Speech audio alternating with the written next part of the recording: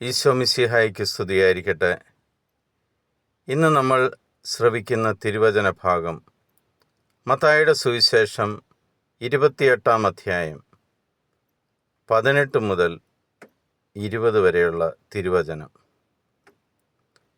യേശു അവരെ സമീപിച്ച് അരുളിച്ചെയ്തു, സ്വർഗത്തിലും ഭൂമിയിലുമുള്ള എല്ലാ അധികാരവും എനിക്ക് നൽകപ്പെട്ടിരിക്കുന്നു.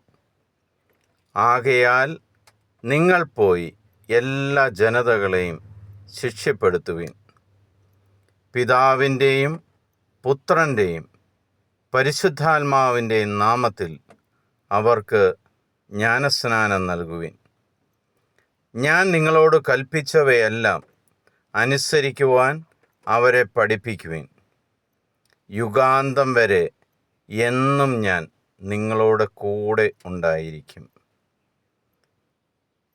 യേശു നമ്മൾക്ക് നൽകിയ ഒരു പ്രധാനപ്പെട്ട ജോലിയാണ് എല്ലാ ജനതകളെയും പോയി ഈശോയുടെ മക്കളാക്കി ശിക്ഷപ്പെടുത്തുക എന്നുള്ളത്.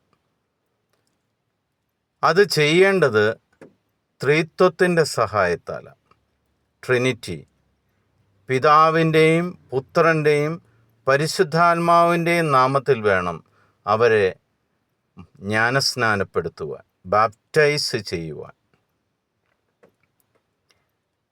അങ്ങനെ നിങ്ങൾ ചെയ്തുകൊണ്ടിരുന്നാൽ ഈ ലോക അവസാനം വരെ ഞാൻ നിങ്ങളുടെ കൂടെ ഉണ്ടായിരിക്കും എന്നുള്ള വലിയൊരു വാഗ്ദാനമാണ് ദൈവം യേശുക്രിസ്തു വഴി നമ്മൾക്ക് നൽകിയിരിക്കുന്നത്.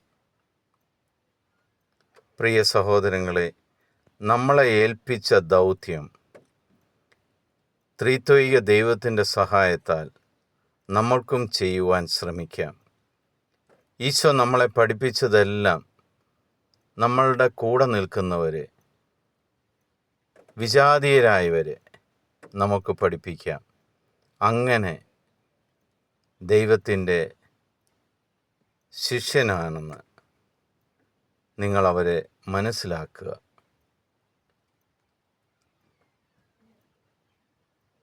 അപ്പോൾ കർത്താവ് ലോകാവസാനം വരെ നിങ്ങളുടെ കൂടെ ഉണ്ടായിരിക്കും.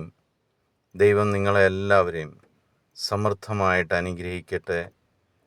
ത്രിത്വത്തിൻ്റെ സഹായം നിങ്ങളുടെ കൂടെ ഉണ്ടായിരിക്കട്ടെ എന്ന് പ്രാർത്ഥിക്കുന്നു. ഈശോ മിശിഹായ്ക്ക് സ്തുതിയായിരിക്കട്ടെ.